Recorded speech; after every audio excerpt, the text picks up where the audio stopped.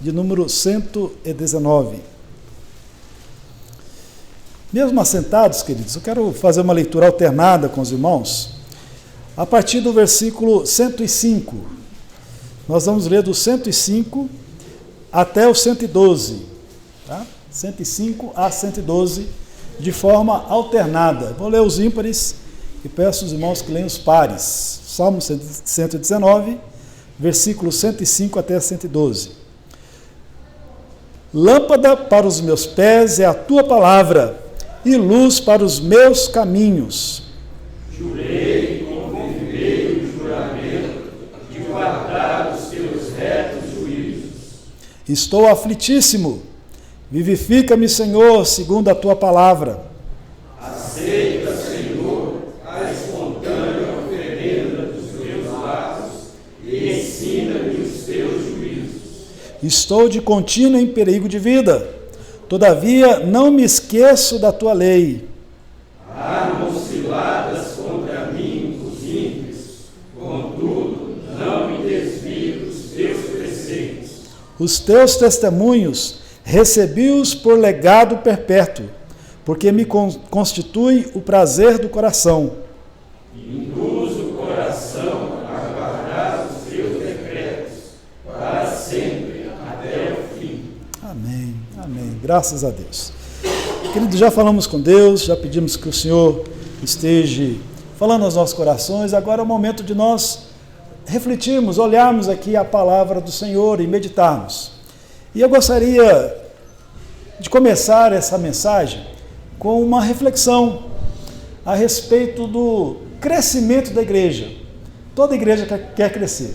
Aqui não é diferente, lá a Luz e Vida também quer crescer. Todos nós queremos crescer, todos. Qual que seria a melhor estratégia para o crescimento de uma igreja? Vou citar algumas estratégias que nós ouvimos por aí. A beleza estética. Vamos fazer um templo bom, um templo bonito, algo que chame a atenção de quem passa ali na frente, então as pessoas vão começar a vir por causa da beleza estética. É um método. Outro método, a qualidade das pessoas que frequentam aquela igreja. Vamos ser bem acolhedores, vamos procurar dar um bom testemunho, e que quando alguém vir à igreja, a pessoa que chegar à igreja possa se sentir amada pelos irmãos, e bem tratada. Outro método de crescimento da igreja. Outro, uma boa localização geográfica. Às vezes nós vamos em algumas igrejas, está bem escondida, mas vamos escolher ali a avenida principal do bairro, ou a principal rua da cidade, a localização geográfica. Outro método. A eloquência do pregador. Que seja um pregador, um pastor, um líder que pregue com eloquência, comova os corações, e as pessoas passarão a vir à igreja por causa daquele pregador eloquente. Um outro método, a diversidade das atividades que a igreja realiza. Tem trabalho para jovem, para criança, trabalho para o idoso, para as mulheres, para os homens, tem trabalho para todo mundo. Então vamos, através dessa diversidade, estar atraindo pessoas para a igreja. Um outro método, a ação social na comunidade. Vemos aí as necessidades daqueles que não estão na igreja e passamos então a agir em função de socorros, com ação social ali no bairro, na comunidade. Outra ainda, o quanto a igreja promove um culto que seja agradável de participar. As pessoas vêm ao culto, e saem querendo voltar mais, e aquilo agrada o seu coração. E o último método, que eu gostaria de citar é o ensino da palavra de Deus. Eu não tenho nada contra os 7 primeiros métodos, mas tenho ressalvas com eles, porque na verdade o que deve motivar a nossa vinda à igreja e o que nós devemos buscar como igreja para que as pessoas venham a ela é apenas o último método, a pregação fiel da palavra de Deus. Esse método não pode ser deixado de lado. O resto tudo nós podemos até falhar, mas este não pode ser deixado de lado. A pregação fiel da palavra de Deus. E irmos para a igreja para isso. às vezes nós podemos até encontrar algumas coisas que não agradam o nosso coração, alguns acontecimentos que não agradam o coração. Mas se você vir para a igreja com o intuito de aprender a palavra, de crescer no conhecimento de Deus, você está indo pelo caminho certo. Porque, na verdade, a igreja é o lugar onde se prega a palavra, onde nós encontramos Deus através da pregação da sua palavra. E hoje eu gostaria de refletir com a igreja sobre a relevância das Sagradas Escrituras. Sobre esses salmos aqui, 119, que vai falar da palavra de Deus. E é interessante que esse Salmo 119, se você já teve oportunidade de lê-lo completamente, uma vez eu li devagar, lendo verso por verso, refletindo ali, uma leitura devagar, atenciosa. Eu lembro que eu gastei 40 minutos para ler ele todo. É uma leitura extensa, porém muito abençoada. E esses salmos, ele vai sempre trabalhar em cima do mesmo tema, a relevância da palavra de Deus, das Sagradas Escrituras. E a respeito delas, ele vai usar aqui pelo menos 8 expressões, 8 palavras que se diz respeito às Sagradas Escrituras. Ora, ele vai chamar da lei, a lei de Deus, os testemunhos de Deus, os preceitos de Deus, os mandamentos de Deus, os decretos de Deus, os juízos de Deus, a palavra de Deus, as promessas de Deus. Tudo isso está se referindo exatamente às Sagradas Escrituras. O que nós temos aqui. Ela é tudo isso. E o interessante também como que esse salmo foi escrito tão bem construído. Ele é um acróstico, é uma poesia hebraica. E cada início de um grupo de versos é usada uma letra específica do alfabeto hebraico. E todos os salmos, ele tem 176 versículos, e dividido em 22 estrofes, com exatamente 8 versículos cada estrofe. Olha só que interessante. E esta parcela que nós lemos, do 105 ao 112, todo início de versículo começa com a letra hebraica Nun, ou no nosso, transliterando para nós, a letra N. Todas as palavras lá no original, no hebraico, começam com a letra N. Então foi uma poesia muito bem construída. Foi algo assim, arquitetado, inspirado por Deus, e com o tema da relevância da palavra de Deus em nossas vidas. E é sobre isso que eu queria estar meditando com os irmãos. Verso a verso aqui, a partir do 105 até o 112. E o 105, o salmista diz assim: lâmpada para os meus pés é a tua palavra, e luz para os meus caminhos. A palavra de Deus aqui, que dos termos que foi citados, dos 8 termos, é o que se refere de forma genérica a toda a Escritura, a todos os outros termos. Quando falamos a palavra de Deus, se diz respeito aos juízos, à lei de Deus, às promessas de Deus, a tudo. É o termo genérico, aqui referindo a palavra de Deus em todos os seus conceitos ali dentro das Escrituras. E o salmista diz que a palavra de Deus é lâmpada para o nosso caminho. Pense o seguinte: nós estamos vivendo num mundo onde a raça humana ela está numa situação de queda. Vivemos num mundo onde existem as trevas espirituais. E a forma de nós vivermos entendendo quais são as ciladas do caminho, quais são as pedras, quais são os caminhos que devemos decidir por qual tomar, é necessário sempre a luz para que possamos enxergar. E a luz é a palavra de Deus, é as Sagradas Escrituras. Se você deixar ela de lado, muitas vezes você vai encontrar ciladas, situações na vida que você, sem a luz da palavra de Deus, vai tomar a decisão errada, vai cair no buraco, vai tropeçar na pedra, entre 2 caminhos vai escolher errado. Por isso a necessidade de trazermos a palavra de Deus, a prática, o conhecimento e a prática dela no nosso dia a dia. Através dela nós conseguimos orientação para seguir a vida, para não andarmos no escuro, mas sermos iluminados espiritualmente por Deus, pela sua palavra. Precisamos dessa condução divina, que é essa revelação especial de Deus, que é a Bíblia. E eu te pergunto uma coisa: como tem sido a sua caminhada nessa vida? Você tem acendido a lâmpada ou tem caminhado no escuro? Você tem procurado aprender da palavra de Deus e aplicá-la na sua vida, buscar nela orientação, ou você tem andado distraído no escuro, tomando as suas decisões, a forma que você quer fazer na vida, sem se preocupar em ligar a luz da palavra de Deus? Ligue a luz, leia a palavra e busque nela orientação.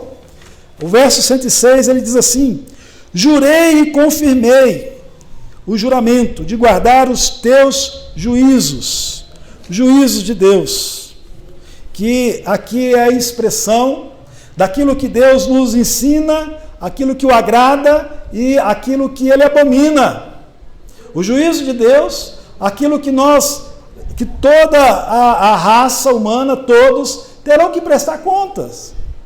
Então, quando o salmista, ele fala aqui sobre o juízo de Deus, que está nas Sagradas Escrituras, revela aqui os seus juízos, ele diz que ele faz um juramento, e não apenas faz, mas ele confirma, ele salienta, eu juro, ele se compromete diante do divino juiz, e o seu compromisso é guardar os teus retos juízos, que Deus tem para nos ensinar, que depois ele vai também, no tribunal divino, haveremos ali de prestar contas. Que Deus tem a nos ensinar. O salmista, ele diz aqui que ele não vive uma vida religiosa descompromissada, não. Pelo contrário, o povo de Deus, o povo que aprende a amar a palavra de Deus, não apenas falando dela, mas vivendo ela, se comprometendo com ela, sendo exemplo para os de fora a respeito dela. Nós precisamos ter uma vida comprometida com os retos juízos de Deus, com aquilo que Deus revela, o que ele agrada e o que ele não se agrada, e vivemos para o agrado dele, guardarmos assim. Quantas pessoas não apenas desprezam os juízos de Deus, mas até promovem rebelião contra o juízo de Deus? Quantas pessoas hoje você vê, principalmente na sociedade incrédula, que quando você vai trazer algo da orientação de Deus, da lei de Deus, eles zombam e trabalham contrário à lei de Deus. E nós precisamos aprender a entender o seguinte, a nossa parte como cristão é amar os retos juízos, nos comprometer e não irmos na mesma onda daqueles que desprezam o juízo de Deus.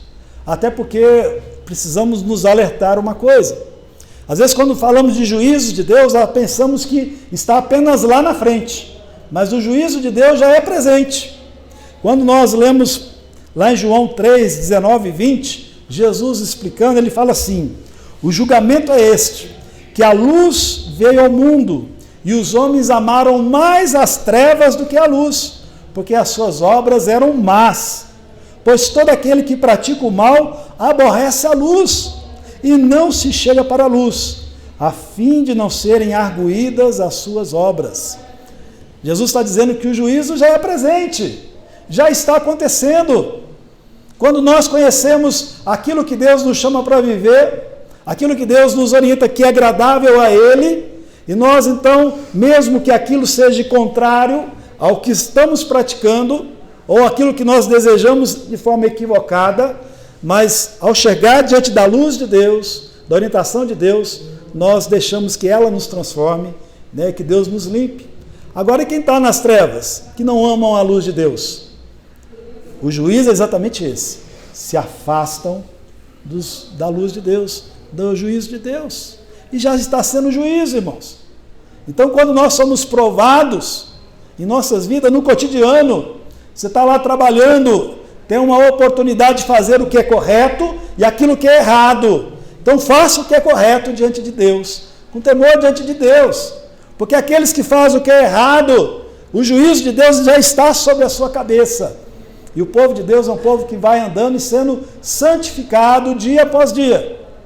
E o salmista diz aqui que ele faz o compromisso com os juízos do Senhor. Verso 107. Estou aflitíssimo, vivifica-me, Senhor, segundo a tua palavra. Novamente ele usa aqui o termo palavra, como eu já expliquei.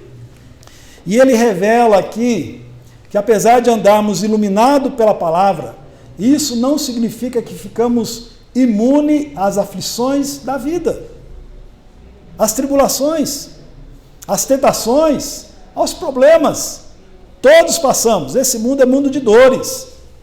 Uma coisa que eu gosto de falar lá com os irmãos da Luz e Vida: nós não estamos no paraíso, nós estamos fora do paraíso, onde há problemas. O pecado contaminou toda a raça, toda a nossa existência, e é inevitável que todos tenham problema, seja ele temente a Deus ou não. Todos temos problema, inclusive aqueles que amam a palavra de Deus também enfrentam problema, todos nós. Mas quando o salmista diz que ele está aflito, ele passa por problemas, ele diz aqui, ele clama ao Senhor que o vivifica, segundo a palavra dele. Nós vemos que a palavra de Deus tem o poder de nos vivificar, de nos dar força, quando enfrentamos as aflições, de não desistir, de não desanimar, mas cheios da confiança na palavra de Deus, seguimos adiante, conforme Deus nos ensina, e assim vamos tendo força para lidar com o mal do hoje. Basta o seu dia, o seu próprio mal. Vamos enfrentando as nossas aflições dia a dia, sempre com temor diante de Deus, confiando no Senhor, aprendendo ali da palavra, trazendo a palavra para nos fortalecer, e aí nós vamos andando, sendo vivificados. O verso 108, ele diz assim: aceita, Senhor, a espontânea oferenda dos meus lábios, e ensina-me os teus juízos. Novamente aqui, ele usa o termo juízos. E ele vai falar duas coisas interessantes. Ele diz aqui a sua pretensão de oferecer ao Senhor oferendas, atos de adoração ao Senhor. E ao mesmo tempo que ele quer oferecer suas ofertas, ele pede para aprender os juízos de Deus, para o Senhor ensiná-lo os seus juízos. Como que nós trazemos na prática isso? É muito bom estar aqui na igreja para cultuá-lo. É muito bom louvar o Senhor. É muito bom servir ao Senhor. Mas o Senhor nos ensina a necessidade de termos também uma vida de santidade, uma vida de temor. Porque se nós solenemente, publicamente, formos louvar ao Senhor, mas a nossa vida cotidiana não refletir o Senhor que nós adoramos aqui, esse louvor, esse culto, ele se torna abominável diante de Deus. Uma coisa é um pecador arrependido, que vem para a igreja para ouvir a palavra, ser transformado e adorar o Deus que o salvou e o guia. E a outra coisa é o hipócrita, o fariseu, que é muito religioso e às vezes até defende muitas coisas no meio público, coisas religiosas, mas o seu dia a dia, você vê que está distante o seu coração da palavra de Deus. Pessoa que age como um incrédulo, como um ímpio. O crente não pode ser como um ímpio. Tem que ser diferente, tem que ter compromisso. E ao mesmo tempo que ele oferece as suas ofertas ao Senhor, ao mesmo tempo que ele adora o Senhor, ele também pede para que o Senhor ensine os seus juízos. Que o Senhor esteja ali o amadurecendo, o fazendo melhor, o cada dia mais parecido com Jesus. A santidade de Deus é entendido como as características dele. Por exemplo, se Deus é justo, o santo é você ser justo. Se Deus é amor, o santo é você amar. Se Deus é verdade, o santo é você viver na verdade.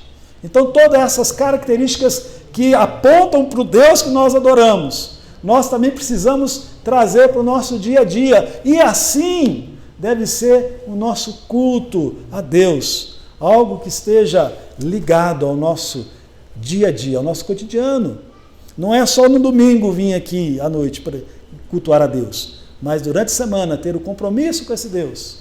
É por isso que ele pede, ensina-me os teus juízos. Senhor, o que agrada ao Senhor? Senhor, o que desagrada ao Senhor? Me ensina, para que eu possa cumprir a tua vontade. Ser um filho que o Senhor ama e ao vir oferecer qualquer culto ao Senhor, né, o Senhor possa receber com alegria. A palavra de Deus deixa isso muito claro. Lá em 1 Samuel 15, 22 diz assim: eis que o obedecer é melhor do que o sacrificar, e o atender melhor do que a gordura de carneiros. Obedecer é melhor do que sacrificar. Deus está chamando a atenção do seu povo. Não adianta ali atitudes religiosas se no dia a dia vocês não obedecem aquilo que eu mando vocês fazer. Ainda lá em Provérbios 12, 22, diz assim: os lábios mentirosos são abomináveis ao Senhor, mas os que agem fielmente são o seu prazer. Para Deus, um louvor ele é muito mais agradável da boca de uma pessoa comprometida com Ele, no dia a dia, e pode ser até uma pessoa que canta aqui super desafinado, mas com o coração cheio de amor a esse Deus, que no dia a dia está demonstrando esse amor. Deus ele recebe com muita alegria o louvor desse. E às vezes você pode ver um outro que canta super afinadíssimo, não estou citando ninguém não, tá? Nem sei, né?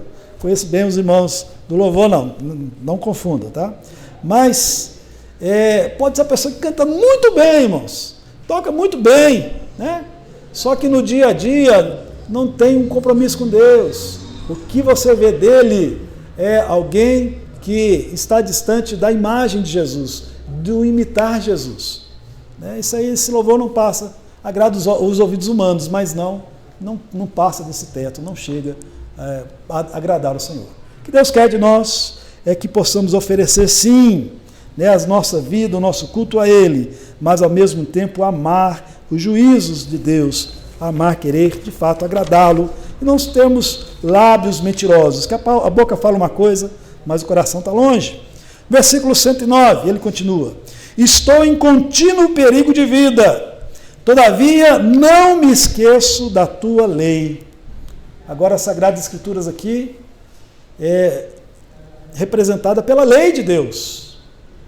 E o salmista, ele mostra sua profunda ligação com a lei de Deus, que mesmo diante da ameaça da morte, a preocupação primeira dele é guardar a lei de Deus. Uma coisa interessante, você pode observar, a prioridade de todo mundo é sobreviver. Todo mundo é sobreviver.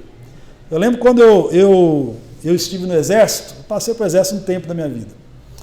E eu lembro que no meio do mato, lá no acampamento, a gente ia almoçar e o feijão, pastor João Batista, o senhor passou pelo exército também, não? Passei não. Passou não, né? Lá no meio do mato, o feijão vinha com as pedrinhas junto e meio cheio de umas terrinhas lá, né? Mas a gente estava com tanta fome, né? Porque tinha que correr para cima e para baixo e tal, que aquela comida era a melhor comida do mundo, naquele momento era. Porque a nossa preocupação era outra, a nossa necessidade era outra, nós precisávamos de comer, de alimentar. E a necessidade primária de todo ser humano é sobreviver, normal, comum. E o salmista ele diz aqui que acima da sua própria sobrevivência está guardar a lei do Senhor. Olha só, estou de contínuo perigo de vida, todavia não me esqueço da tua lei. Tua lei está acima disso. Aí você olha na Bíblia e vai ver exemplos de pessoas que amaram mais a lei de Deus do que a própria vida. Vou citar aqui alguns. O rei Davi. O rei Davi estava sendo perseguido por Saul. Saul queria o matar. e Deus entregou ele dentro de uma caverna, sem Saul perceber, estava lá e Davi estava com a sua espada, e Davi poderia matar aquele que era o seu perseguidor. Mas qual que foi a ação de Davi? Não vou tocar no ungido do Senhor. Ainda que aquele ungido estava fazendo lambança, né? Mas ele preocupou mais em guardar a lei do Senhor. E Deus o honrou, né? Aquilo que foi prometido a respeito de Davi, ele subiu ao trono, ainda que Saul não queria, perseguisse e se deu mal no final, né? Outro exemplo, Daniel.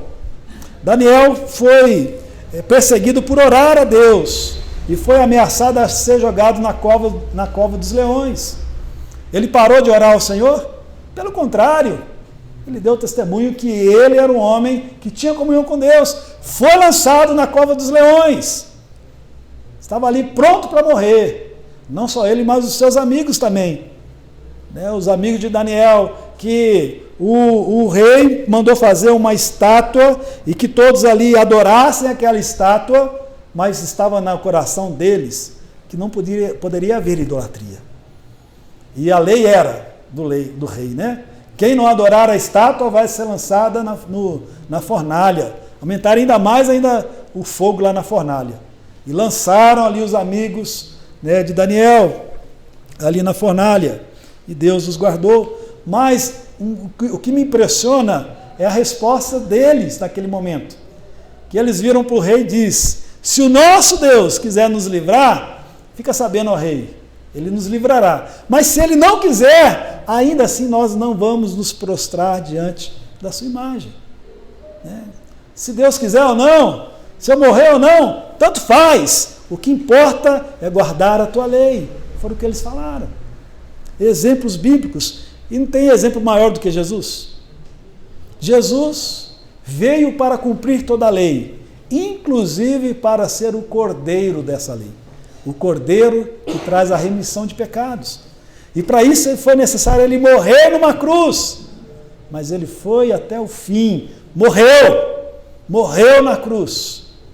E guardou plenamente a lei e tornou o cordeiro de Deus desta lei que o Senhor mandou. Que coisa maravilhosa, irmãos. E o salmista diz aqui, né, essa prioridade no coração dele. Isso deve ser para nós também. Prioridade. Mais do que a sua sobrevivência. Pense, devo guardar a lei de Deus. Devo amar a lei de Deus acima da própria vida. E por que esse radicalismo? Por que eu não tenho vergonha de pregar de forma radical assim, pastor João? Porque Deus é bom. Deus é bom. Deus não está fazendo isso porque ele é vaidoso, porque ele quer brincar com a gente, nada disso. Porque a lei de Deus, ela é boa. Lá em Romanos diz o seguinte, que experimenteis qual seja a boa, agradável e perfeita vontade de Deus. A lei de Deus aponta para a vontade de Deus para nós. Então, quando nós praticamos a lei de Deus, o mundo, como está decaído, muitas vezes é contrário, somos perseguidos. Mas a lei sempre é boa. Deus não vai mandar você fazer aquilo que é ruim, que vai prejudicar você ou outro, não. E mais, o Deus que deu a lei é o mesmo que decretou o resultado da lei, a bênção provinda da lei. Então, vale a pena guardar a lei de Deus. Vale a pena, né? Confiar no Senhor. 110 ele diz: armam cilada contra mim, contudo, não me desvio dos teus preceitos. Aqui as Sagradas Escrituras citadas nos preceitos de Deus, que são ali as orientações divinas, as situações específicas da vida. O salmista, ele declara que existe sim as dificuldades, existem as ciladas do caminho, pessoas que armam ciladas, provações, tentações, coisas que acontecem em nossas vidas. Mas ainda que tenhamos a dificuldade, não podemos nos desviar dos preceitos de Deus, né, das orientações de Deus para nós. Vamos segui-las. O Senhor, de fato, é nosso Deus. Eu sei que não é fácil ser cristão, não é fácil seguir na fé, mas nós não devemos deixar de lado os preceitos do Senhor. Mas estar sempre pensando, meditando, pedindo a Deus a sua graça, a sua ajuda, para que sigamos à risca os preceitos divinos. A nossa postura deve ser não se descuidar disso. Versículo 111, nós já estamos chegando lá para o final, falta só 2. Os teus testemunhos recebi-os por legado perpétuo, porque me constitui o prazer do coração. Os testemunhos de Deus, também nas Sagradas Escrituras. E o que são os testemunhos de Deus? São os marcos de Deus na nossa vida. Todas as histórias aqui nas Sagradas Escrituras, os sacramentos de Deus, as coisas que Deus tem feito e marcam a nossa vida. Quando você se converteu, quando você batizou, hoje vai ter recepção de membros, né? Dia de hoje, para aqueles que estão sendo recebidos, né? Eu guardo esses marcos, esses testemunhos de Deus. Eu guardo eles. Eles, como diz aqui o salmista, são um legado perpétuo. O que é o legado perpétuo? São tesouros para me carregar para o resto da vida. Os testemunhos de Deus. Não posso esquecer, relembrá-los. Quer ver um testemunho de Deus que nós sempre relembramos, segundo a nossa liturgia? A Santa Ceia. É um legado de Deus. Celebramos a ceia, lembramos mais uma vez que Jesus morreu por nós, deu o seu corpo, o seu sangue derramou, e somos um só em Cristo. E mês após mês celebramos, nos alegramos. É um legado perpétuo. Devemos valorizar isso. E esses testemunhos devem constituir o prazer do nosso coração, nos alegrar com isso, essas coisas que são espirituais, e Deus, por sua bondade e misericórdia, nos deu gratuitamente, amorosamente. O povo de Deus é o povo mais feliz da face da terra. Irmãos, nós estamos caminhando para a vida eterna. Nós estamos caminhando para algo muito superior a qualquer benefício dessa vida. E o que é o mais superior em tudo que é prometido é a presença do próprio Deus no paraíso. O próprio Deus conosco. Que maravilhoso vai ser. O dia que a gente pode estar ali, frente a frente com Jesus. Já pensou, Sr. Reverendo? Coisa maravilhosa, né? Aí você pensa, o que você tem feito hoje?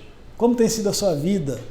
E um dia você vai poder estar na presença de Jesus, para adorá-lo, para falar, Senhor, tudo que eu vivi foi para o Senhor. E obrigado, o Senhor me trouxe até aqui. Bom, irmãos, 111, 112 agora, 112, é o último versículo aqui. Diz assim, induz o coração a guardar os teus decretos para sempre, até ao fim. Interessante desse verso 112, que ele fala que ele induz o coração.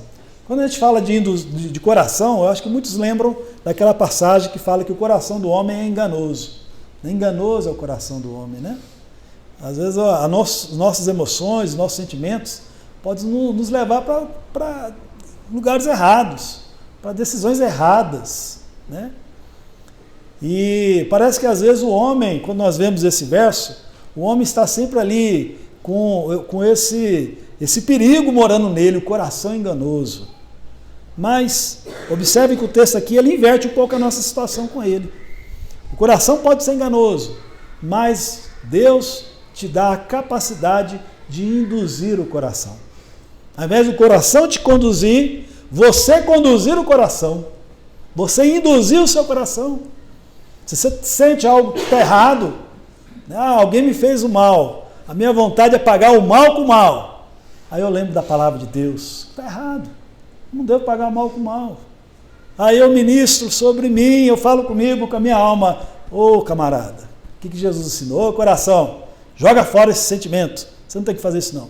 Induz o coração, Deus te deu essa liberdade. Você não é mais escravo do pecado. O Espírito Santo habita em você, a lei de Deus está gratuita para você, te orienta, e agora firmado nela, você tem que, quando reparar o pecado em você, você falar para você induzir o seu coração a guardar o Senhor, a lei do Senhor. os decretos do Senhor. Interessante. Decreto, irmãos, é aquilo que Deus fala e não é uma opção para você. Decreto é para ser cumprido. Estamos o Franco aqui, advogado, né, Franco? Quando tem um decreto lá, quem descumpre, tem problema, né?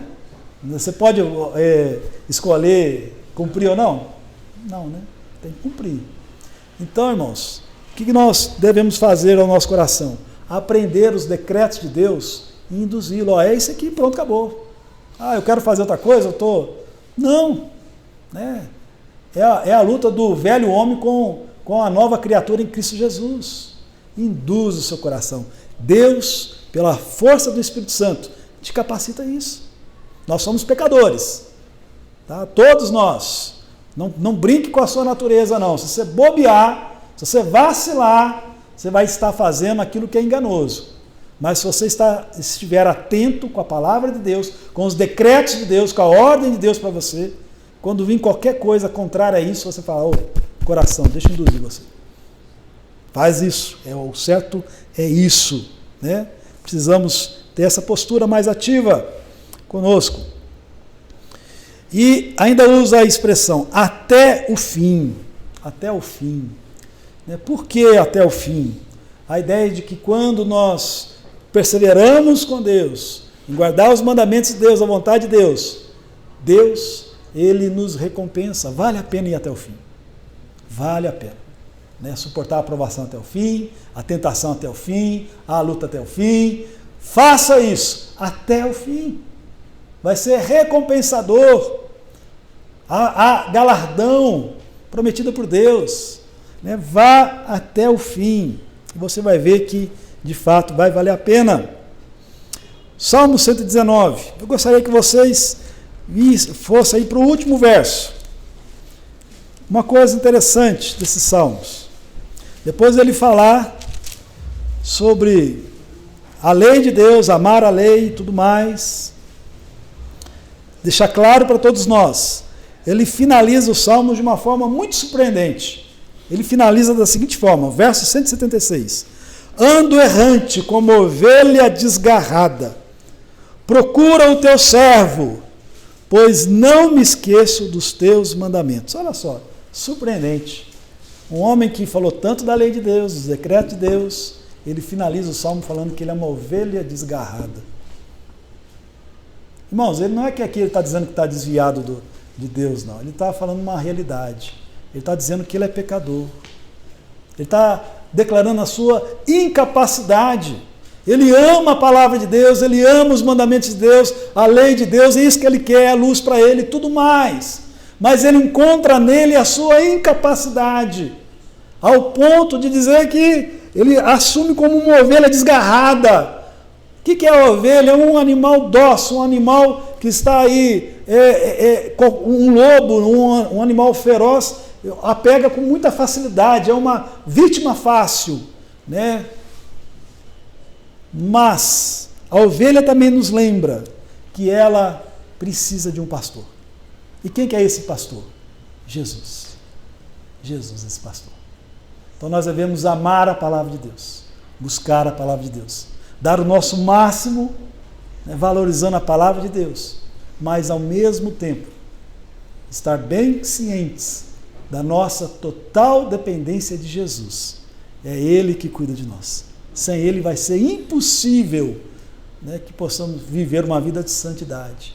Mas com Cristo, nós temos nele a graça, o perdão, a santificação, o levantar, né, a motivação.